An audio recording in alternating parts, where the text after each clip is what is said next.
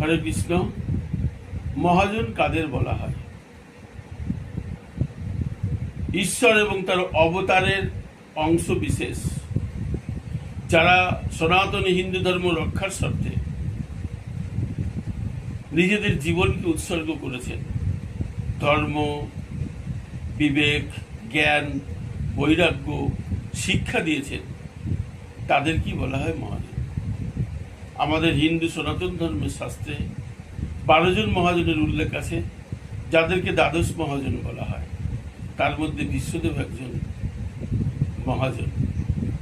বিশ্বদেব নিজের পিতার সুখের জন্য প্রতিজ্ঞাবদ্ধ হয়েছিলেন এবং সারাদিন সে প্রতিজ্ঞা রক্ষা করেছিলেন। তিনি হস্তিনাপুরের শান্তি রক্ষার স্বার্থে তিনি সারা জীবন প্রতিষ্ঠা করে গেছেন। তিনি ধৃতরাষ্ট্র এবং দুর্যোধনের অধর্মীয় কাজে প্রতিবাদ করেছেন, কিন্তু কখনো প্রতিরোধ তিনি করেননি। যেমন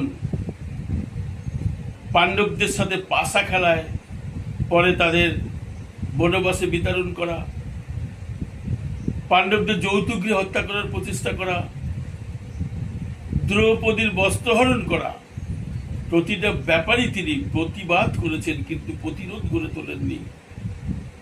এই ব্যবস্থা পাণ্ডব এবং কৌরবদের মধ্যে যখন যুদ্ধের পরিস্থিতি চলে গেল, তখন ভগবান শ্রীকৃষ্ণ ধর্ম প্রতিষ্ঠা করার জন্য পাণ্ডবদের পক্ষ নিলেন, আর সেই ক্ষেত্রে পিতামহ ভীষ্ম দুর্যোধনের পক্ষ নিলেন, যে ছিল অধর্ম প্রতিষ্ঠার পক্ষে।